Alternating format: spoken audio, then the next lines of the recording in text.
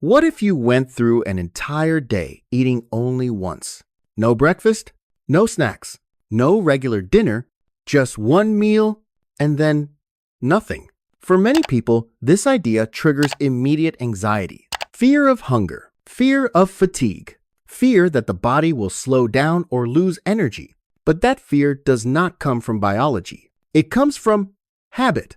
We have been taught for decades that eating frequently keeps the metabolism active, that skipping meals is dangerous, that eating less often makes the body weaker. The human body tells a more complex story. This video is not advice.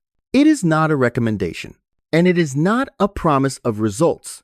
It is an explanation of what researchers observe inside the body. When food arrives once instead of many times, because when food becomes less frequent, the body does not immediately struggle. It recalculates. Part 1. After the meal. Nothing breaks. Right after the single meal of the day, the body behaves exactly as expected. Food is digested. Nutrients enter the bloodstream. Insulin is released to manage the incoming energy. Glucose is delivered to cells. Excess energy is stored in the liver as glycogen. Organs function normally. For several hours, most people feel completely fine, comfortable, satisfied, sometimes slightly sleepy. From a biological perspective, this moment is no different from eating multiple meals. The body does not yet know that no more food is coming. It is simply processing the present. This matters because many people expect immediate stress, but stress does not appear yet. Internally, the system remains stable. Part 2. When expectation disappears. As time passes, something subtle begins to change. There is no second meal. No new energy signal arrives. Insulin levels begin to fall. This is not dysfunction. It is communication. Lower insulin tells the body that energy intake cannot be assumed. Storage becomes less important. Accessing internal reserves becomes more relevant. The liver releases glycogen gradually to maintain stable blood sugar. The brain continues receiving energy. Vital organs operate normally. At this stage, many people feel hunger, but this hunger is not caused by energy shortage. It is caused by expectation. The brain is used to eating several times a day. When those signals disappear, it reacts. This is why hunger often comes in waves. It rises, then fades. The body is evaluating whether deeper adaptation is required. Most of the time, the answer is still no. The core paradox: discomfort versus damage. Here is where misunderstanding begins. The discomfort people feel during this phase is mostly neurological. It reflects habit withdrawal, not harm. While the mind becomes restless, the body remains organized. This creates a paradox. The part of you that complains the loudest is not the part that is in danger, and the parts that matter most for long-term survival are quietly adjusting in the background. Part 3. Shifting to internal energy. When insulin stays low for many hours, the biological environment changes. The body is no longer locked in storage mode. Internal energy pathways begin to open. The liver reduces reliance on glucose and gradually activates fat-based metabolism. This shift is not sudden. It is controlled and progressive. As energy begins to come from stored fat, something interesting happens. Energy levels often become more stable. There are fewer spikes and crashes. The sharp rise after eating disappears. So does the sudden drop. Hunger also changes.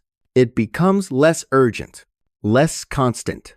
Not because the body gets used to hunger, but because energy delivery becomes steadier. The brain no longer needs to send emergency signals. Part 4. The adaptation phase. This phase is not always comfortable. Some people feel mild fatigue. Others feel irritability or mental fog. These sensations are often misinterpreted as weakness. They are not. They indicate that the body is reorganizing priorities. It is moving from a system dependent on frequent external energy to one capable of drawing from internal reserves. This ability was essential throughout human evolution. For most of human history, food was not constant. Those who could adapt survived. Those who could not, did not. What we are seeing here is not decline. It is a return of flexibility. Part 5. Cellular maintenance. At the cellular level, a quieter process unfolds. Without constant digestion, cells have more time and resources for internal maintenance. Older or inefficient components are broken down and reused. Energy production becomes more efficient. Waste is cleared in an organized manner. This is not dramatic. It does not feel like a rush. It is more like scheduled maintenance on a system that normally never shuts down. Over time, this improves stability rather than excitement. Emotionally, some people feel calmer, less driven by food cues, less reactive. Others feel neutral. Both responses are valid. Part 6. Health context and limits. Eating once a day is not appropriate for everyone. Some people thrive temporarily on this pattern. Others experience imbalance or excessive fatigue. This does not mean one response is right and the other is wrong. Human biology is diverse. The real value of this pattern is not long-term restriction. It is awareness. It shows that the body does not collapse when meal frequency changes. It shows that flexibility exists. What causes harm is not fewer meals. It is rigidity, extreme behavior, ignoring warning signs, modern health fear, loss of control. In countries like Australia and the United States, metabolic health issues are widespread. Constant eating, constant insulin elevation, chronic inflammation. Over time, the body loses its ability to switch modes. When flexibility disappears, control shifts outward. Medical schedules, medications, systems managing what the body can no longer regulate. The fear beneath many health conversations is not hunger. It is loss of autonomy. Closing. The real message. Eating once a day is not a rule. It is not a solution. It is a lens. It reveals how adaptable the human body truly is. When you understand how your body responds to change, you stop chasing trends. You start observing.